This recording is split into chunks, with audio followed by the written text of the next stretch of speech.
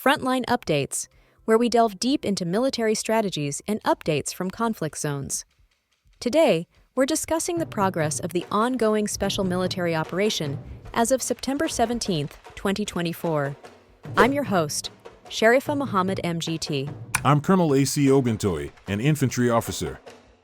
Strategic targets hit: Russian operational tactical aviation, UAVs, missile troops, and artillery targeted crucial Ukrainian infrastructures supporting military operations, including energy facilities and storage sites for weapons and ammunition, impacting 145 districts.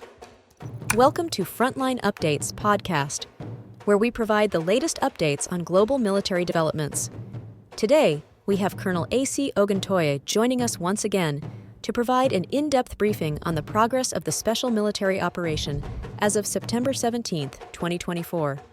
Colonel, thank you for being here. Thank you for having me. I'm ready to provide a detailed update on the current state of operations. Let's dive right in. Can you give us an overview of the key developments in the past 24 hours of the special military operation? Yes, over the past 24 hours, Russian forces have continued to engage Ukrainian forces across multiple fronts. We've seen significant engagements and repelled numerous Ukrainian counterattacks across all major operational groups, including the North, West, Southern, Center, East, and Dnieper groups. We inflicted considerable losses on Ukrainian forces in both personnel and equipment. Let's start with the North group of forces. What progress has been made there? In the Liptsov and Volchansk directions, our North Group defeated Ukrainian formations, including the 113th and 125th Territorial Defense Brigades. We inflicted losses of up to 85 servicemen, a 152mm D-20 gun, and a 122mm D-30 howitzer. These victories help us maintain control in this strategic region of the Kharkiv region. Moving to the West Group, what can you tell us about their tactical position? The West Group has been highly successful in improving its tactical positions. We inflicted heavy losses on several Ukrainian brigades, including the 14th and 115th Mechanized Brigades. We repelled 3 counterattacks from the 66th Mechanized Brigade, resulting in the loss of 600 Ukrainian troops, a tank, several armored vehicles, and a variety of artillery systems, including U.S. and UK-made howitzers and an N/TPQ-50 radar system. Additionally, we destroyed an electronic warfare station and several ammunition depots. That's quite a substantial effort. Now, the Southern Group has also been very active. Can you share their latest achievements? Indeed, the Southern Group has been very active. They secured more advantageous positions and successfully repelled 5 counterattacks by Ukrainian assault groups, including those from the 56th Motorized Infantry Brigade. We inflicted significant losses, with up to 685 Ukrainian servicemen killed, a tank destroyed, and 7 vehicles taken out of action. Among the losses for Ukraine was a U.S. made 105mm M119 gun. That's a major defeat for Ukrainian forces. Now, how did the Center Group perform in the past day? The Center Group made substantial progress by advancing deeper into Ukrainian defenses. We engaged and defeated several key Ukrainian formations, including the 95th Airborne Assault Brigade.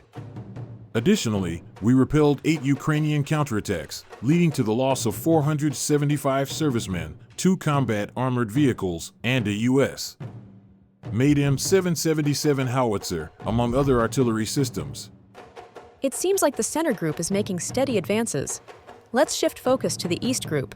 What are the key developments there? The East Group secured more favorable positions along the front line and successfully repelled 4 counterattacks from the 116th Territorial Defense Brigade.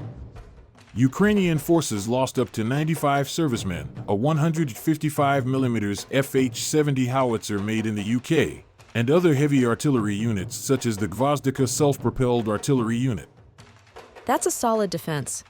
Now, how did the DNEPR Group contribute to the operations? The Dnieper Group focused on Ukrainian forces in the Kherson and Zaporizhia regions. We targeted the 128th Mountain Assault Brigade and other units, causing losses of up to 20 servicemen, 6 vehicles, and a 152mm D-20 gun. We also destroyed a field ammunition depot, which will further degrade Ukrainian capabilities in these regions. It sounds like significant progress across all fronts. I understand that air and missile strikes have played a critical role. Can you elaborate on that? Operational tactical aviation, UAVs, missile troops, and artillery units have been pivotal in targeting Ukrainian military infrastructure. Over the past 24 hours, we hit energy facilities supporting Ukraine's military-industrial complex, as well as storage sites for weapons and ammunition. In addition, we targeted concentrations of enemy manpower and equipment across 145 districts, which will further disrupt Ukrainian military operations. Air defense systems have also been active. What's the latest on that front? Our air defense systems have been effective in neutralizing aerial threats. In the past 24 hours alone, we shot down a US-made HIMARS rocket and 36 Ukrainian unmanned aerial vehicles. These efforts are critical in protecting our positions from long-range strikes and drone attacks. That's quite a defensive effort. What about the broader air and artillery strikes in the Kursk region? All last night, Russian aviation and artillery processed the positions of the Ukrainian armed forces in the area of Bunyakino-Gorky on the right bank of the Sime River. Here, Ukrainian sabotage and reconnaissance groups were probably gathering for a subsequent strike on Tyakino. They are also actively flying towards the places where personnel are concentrated in Neskutchnoye and Volfino, from where, judging by the density of fire, they could also be planning to strike towards the border. The most active fighting is taking place from Lyubimovka towards Tolstoy Lug, as well as on the Pogrebki/Marievka line. Despite the premature surrender of Veselye by some sources, the area where the Ukrainian armed forces attempted to open another direction of the front. Fighting is taking place on the southern approaches to the village, and Veselye itself is on the defensive. Is it too early to say that the situation is stabilizing? Have any interesting points been noted? Well, one, as in Avdiivka, and before that also in Artemovsk and partly in Krinky, the evacuation of the majority of the wounded of the Ukrainian armed forces is slowing down. Due to the confusion and, still, lack of coordination and a clear identification system, the Ukrainian armed forces units are shooting at each other. In such conditions, the withdrawal of evacuation groups becomes either impossible or significantly slows down, which is why many of the wounded die from blood loss. Second, the response time of the Ukrainian armed forces to the regrouping and movement of Russian troops is increasing. It is difficult to say what exactly this means, but it is quite possible that there are not enough resources to monitor all the movements of the Russian armed forces. Colonel, thank you for providing such a detailed briefing on the current military situation. Your insights are invaluable to our understanding of the conflict's dynamics. And thank you to our listeners for tuning in. Join us next time as we continue to provide up-to-date coverage on global military affairs. Stay with us for more updates and expert analyses on global defense and security issues. Stay informed, stay secure. We are committed to maintaining our tactical advantages and neutralizing Ukrainian military capabilities. Our operations will remain consistent across all fronts, and we will continue to defend our positions against counterattacks. The situation is evolving, but we remain committed to achieving our objectives.